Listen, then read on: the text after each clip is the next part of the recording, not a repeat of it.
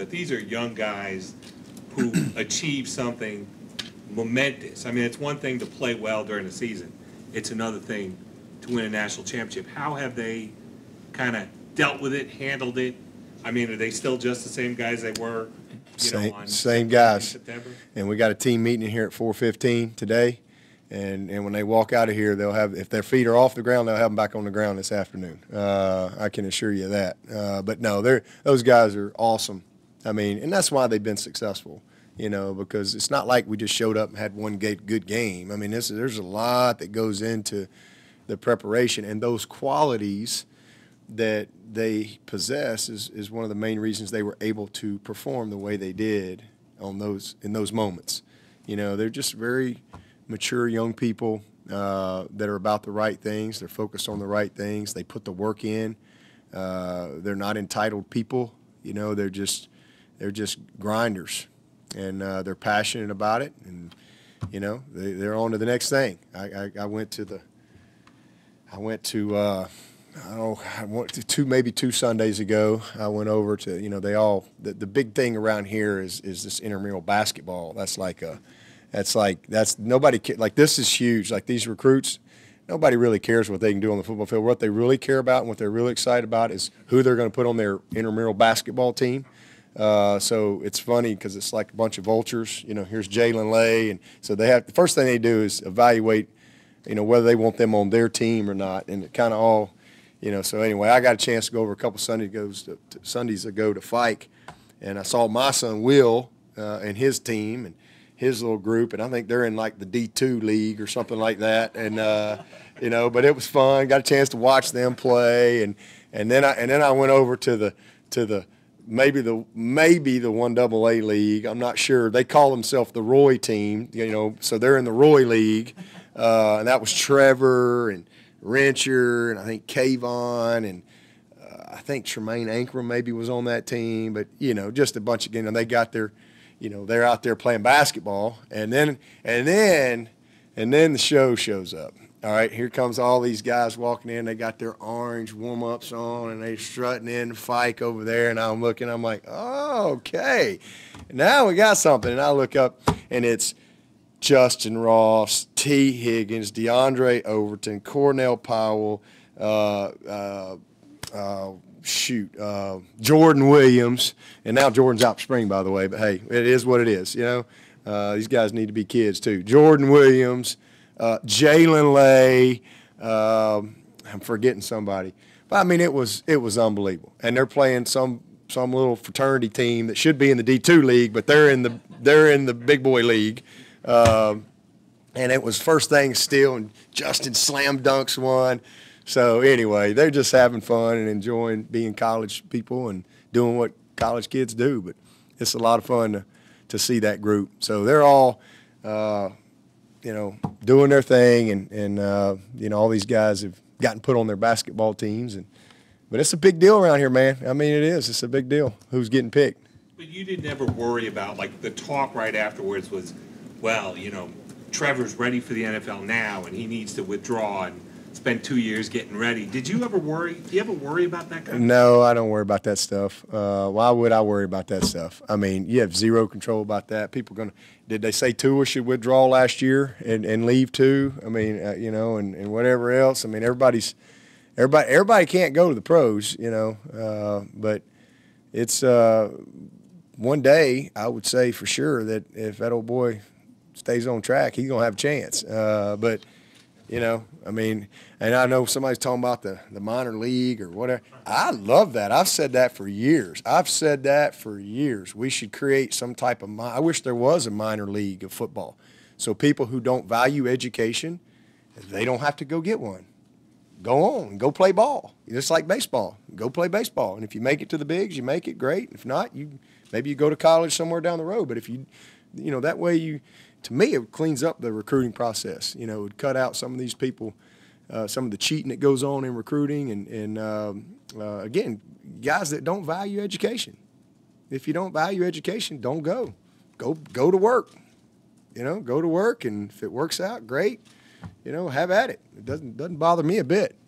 I just coach the guy. There's plenty of guys out there that want to be a part of the college experience. And so no, I don't pay any attention to that stuff. Yeah, well, a big part of this college experience you speak of is acclimating these kids to the college life, and how hard it's got to be for those kids to come into a situation where they're at a high demand program. But a kid like Taquan Johnson, who just lost his mother, how do you bring a kid like that on campus in the middle of the summer and acclimate him and put your hands and arms around him?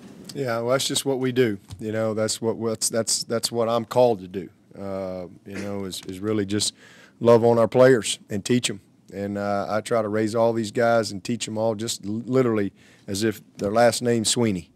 I don't look at them any different. Everybody in this room, I try to teach them, love them, discipline them, just like I do my own kids. That's just my approach to coaching. And, you know, in life there's going to be challenges. And for some people you have more challenges early than others. But that's just all part of it. You know, our experiences are what shape us and what develop us and equip us as we move forward in life. So you got a really difficult situation like that. But Taquan's got an unbelievable – he's got a very unique story. It's very different from a lot of young people's story. But he's very blessed. He's got a wonderful family that really adopted him, you know, a few years ago and have raised him. And it's just amazing the impact that they've had on his life. So he's got a great support system and then when he gets here, he'll have the same thing. He'll have a lot of people, a lot of resources, and a lot of opportunity to, you know, grow. Coach, 17 mid-years, I think that's the most you've ever had. What are some of your first impressions of Tyson and some of those other guys? Yeah, I haven't hardly seen him. I mean, I've seen him maybe 3 times, just in and out, you know, on the fly. Because I've been gone, you know, every day. So they're awesome, though. I mean, you know, we had a chance. We kind of introduced them all. We let them kind of talk and introduce themselves and interact with a little Q&A at our recruiting thing this morning. So that was pretty. Do y'all get to see that? Do y'all get to see that? Is that like a live feed or something like that? I saw a camera in there. I didn't know if it was. But anyway, that was pretty good. That was kind of neat to have those guys here and for people to get to kind of see their personalities a little bit and hear them answer some questions. So they're a great group. The feedback that I've gotten from all the people, you know, that I'm always connected to, from Brad Scott to the Nieri to our nutrition and the weight room, and et cetera, has been very positive on that group. So they're off to a good start. Dabo, you guys have had a lot of success with maybe prospects that aren't as highly rated. What is it about Mikey and Mason that you guys really like? Yeah, just he's got a ton of upside. His best football's in front of him, but the bottom line is he's got the tools. I mean, he can run. He's a great guy in space. He's got really good ball skills, can catch the football, and he's dynamic. He's incredibly athletic. He's a multi-sport guy. He's been playing multi-sports forever, and not just playing them, but dominating. He's a great basketball player. So I had some basketball offers to go play college basketball. I mean, he's a legit athlete, and he's been in our camp.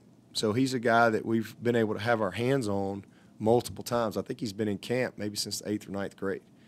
And, you know, and Tony he's just a guy that Tony just kept kind of coming back to and coming back to and coming back to. And he kind of bet on himself, too, because he had a lot of opportunities to sign in December.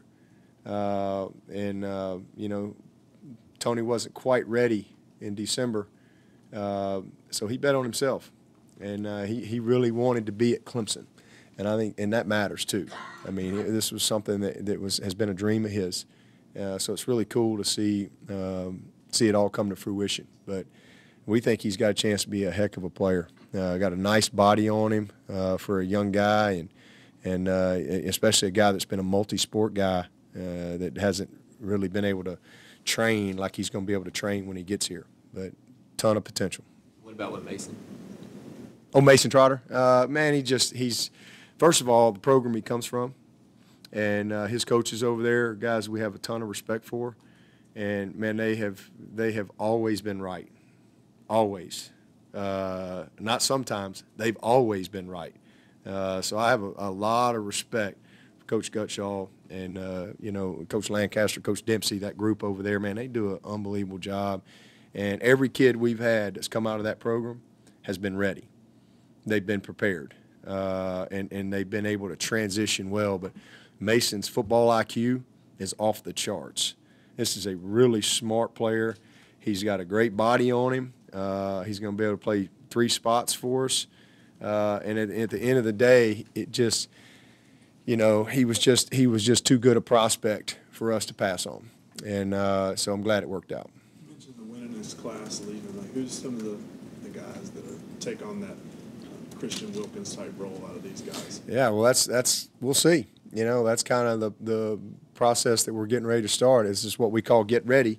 This is a new journey, and I've been getting a little feedback here or there, and our accountability teams are set, and so it'd be interesting to kind of see how that all plays out over these next few months. But we'll get in those winter workouts next Wednesday with the staff every day, and afternoon and then AM, and we kind of grind it up for a week and a half there. We don't have a lot of time, but we've become really, really good at taking about a 5-week training period. We've gotten a lot of practice at it, and I like it that way. I like to start earlier. I just think it helps you turn the page and get back, and then I like more time on the back end. I like more training time in the summer. I like more time for evals and stuff because our school gets out early. We get out that first week of May, and I just like to have a little more time to be around them on the back end of spring where we can really have good evaluations of them and what they need to do to prepare for August. So it's just what we believe in and what we do, but as far as who's going to assume those roles, we're going to find out. I mean, I think offensively you got 4 seniors up front that have had a pretty good run. You got, Travis and Feaster in the backfield. It's going to be fun to see those two, and then Lynn J, who's still green around the ears. It's going to grow up this spring, and that's exactly what he needs. He needs an off season, and he needs a spring, and he just needs a little tough love this spring, where we can really give him the attention that he needs. And so I'm excited about that. We obviously got a really good group back at wideout. Gonna miss Travion and Renfro for sure, but man, what a group. T and Amari and Justin just starting right there. These are veteran guys that bring a lot to the table, and so I think offensively we got a lot of answers. Obviously Trevor coming back and Chase. Both are proven leaders, committed guys, have great respect by their teammates. And then over on the defensive side, I think that's where that question, I think we got a lot of talent, but the answer to that question is a little more, I don't know. We'll see. I feel like Skowski's a guy, and I think Isaiah's ready to grow up a little bit. This is one reason he came back. He needs a different role on this team, and that's something we're expecting from him. AJ, I think he'll be a dog, man. He'll be an unbelievable leader on that back end. All 4 of those safeties, Kayvon, the maturity that I've seen in him, Muse, Nolan, and Denzel. Man, what a group! These are guys these are some grown men now. They've kind of been through the fires. They know what the expectation is, and but we'll see. Up front, who is it? Right now, we're rolling freshmen out there. Xavier Kelly, who'll be a sophomore. Everybody else is a freshman. So we'll see how it all shakes out. And you don't have to be a senior to be a leader. So we'll see. Coach, obviously a lot interested in the Herb Street brothers. I asked Kirk about a month ago about their recruitment. He said they were fully brainwashed Ohio State fans, but after talking to you, they really bought into your vision and the culture here. What was their recruitment like, and how unique were they compared to your average recruit? Yeah, well, very unique. Obviously, just because of who they are, but really didn't go about it any different than we would anybody else. The biggest thing for them is, first of all, they had to be good enough and to be a preferred walk-on for us. We have tryouts and we have all these different avenues that guys can get on the team, but when we bring in preferred guys, there's a whole process that goes in that. And they needed to come to camp. They did that. And then I think just having been around them a few times over the years, and he let me know early that they wanted to go to a big school and probably walk on. They were going to have some smaller offers, but they really wanted to go to a bigger school and kind of get that experience. So I knew that early, and so we got them in camp, had opportunity to spend time with them, and they went around. They've been all over. I mean, they've been everywhere. To me, that's pretty cool because it's a great compliment that Kirk signs off on his kids coming to Clemson, because obviously he's been around everywhere, but so have his kids. And when you grow up like they've grown up, just like my kids growing up, they've been around a lot. They've seen it all. They've heard it all. They've been around every coach, every player. They get it. They have a little different perspective. So do his kids, because they've been on every college campus. They've been around coaches. They've been around locker rooms. They've been around it. So it's kind of neat that they wanted to be a part of what we have here. I think that's a great compliment to the locker room downstairs. There been any other injuries right now other than Jordan? No, just those two, just Jordan, and those are pretty big, just simply because they're not like big injuries where they can't play or something, but they're big injuries in that they can't go through spring. But the plus side of it is, we're not giving those guys reps. We're giving all those reps are going to all those guys that need to learn how to play. But it's going to be a baptism out there this spring. You talk about 4 seniors. That offensive line's never been so happy in all their life. You just think, oh, how times have changed. Those guys have been rolling in here and been getting their noses bloodied as young players, and now they're seeing you got Cervinka and Simpson and Pollard and Ankrum getting ready to break in those young freshmen that just got here.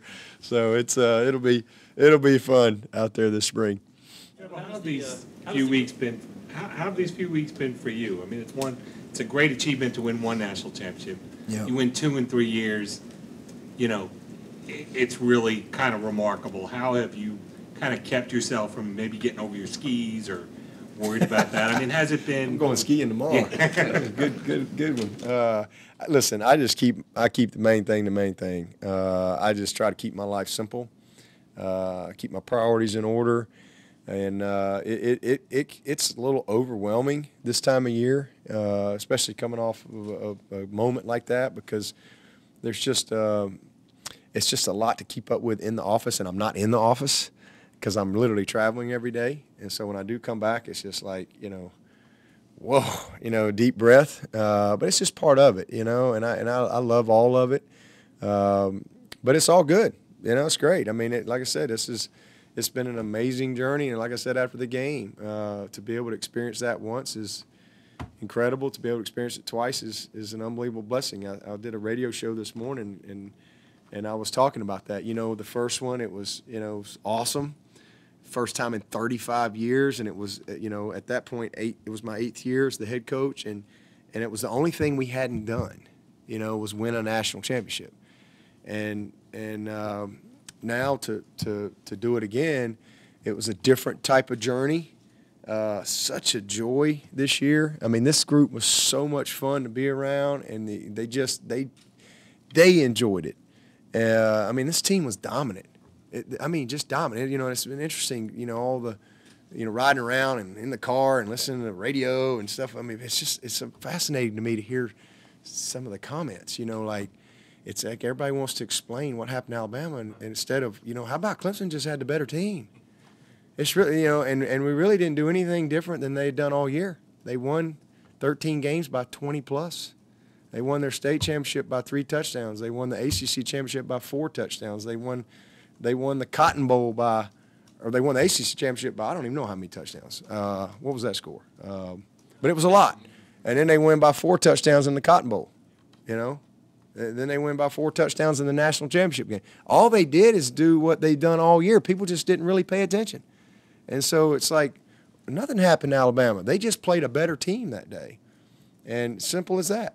Alabama's unbelievable. They're 14-1. They did an amazing job. Amazing job. We just had the better team. And that was my message before the game, is because I told them earlier, I said, we got the best team in the country right here. And, I've told them that all year. Tonight you get a chance to prove it. And that's what they did. and they left no doubt, and that was a great moment. It was an unbelievable thing. It was the culmination of that journey. It's over. Man, we're on to 2019. I mean, we've enjoyed it. We've had a great experience, and I'm happy for our fans to be able to be national champions and to take pride in our brand. But, man, it's time for us to get back to work, and I can't wait. So I'm glad that all this – I've enjoyed being on the road, but I'm ready to kind of get back at it. And because that's what we love to do. I mean, it's great. To answer your question, it's just special. And it's motivating to want to go do it again, for sure. But the best part is what it takes to get there. That's always the best part. And for me in college football, to be able to start over every year with totally different team and new people and getting a chance to teach, and it's exciting. So I'm ready to go, ready to get back at it, and see how we can do this year. We're going to take two more from Coach, and we'll go to Coach Streeter. Will start. Hey, Dabo, with Mason, how does the gray shirt rule work with him? And that he's coming in now. Yeah, eventually he'll be on scholarship. But we anticipate him being here in August, and when his scholarship's going to start, we'll see how it all goes. Coach, did you like the east wing of the White House or the south lawn better? I like the east wing. It was amazing. It was an unbelievable experience. There's been a lot of people talk about that's been interesting too, being out on the road. A lot of chit chat on how that came about, and it was really us that pushed it to that Monday. They wanted to do it. We were not going to do it in April or May or June. That was a nightmare. And they wanted to do it in February, and that would not work at all for anybody, for any of the seniors, so we went back and forth, and so really that Monday was the only day that was the best time for us, even though we had a lot of seniors already had their flights and different things, and so it was a little bit of a challenge for them. But everybody had the opportunity to go that wanted to go, and it was amazing. We got up there, and I've never seen D.C., to see snow like that. It was beautiful. We went to the Lincoln Memorial, and it was an unbelievable experience. When you think about how people built that, back when there were no cranes and electricity, and it's just fascinating to me. Had to hand carve stuff like that. It's just unbelievable. We went to the MLK Memorial, which was also amazing. And again, there's just snow everywhere, and the monument. It was really cool. And then we got a chance to go to the White House and see everything. And we really had they had entertainment. We had kind of run of that part of the house, and all the snow. We got a chance to see Marine One land right in front of us. So it was a really unique experience. And then everybody got to go in the Oval Office. Everybody that all of our players and staff, which was pretty cool. Never been a part of that either. So it was a lot of fun. We had a great time, and I know there's stories written. Some people didn't go. Everybody had an opportunity to go that wanted to go. If you didn't want to go, you didn't have to go. But I'm on record. I don't care who the president is or isn't. If we win a national championship and I get invited, I'm going. It don't matter to me. I'm never going to politicize, my role in the team here. I think it's a great honor to be invited to go to the White House. And like I said, I don't care who the president is or isn't. It doesn't matter to me.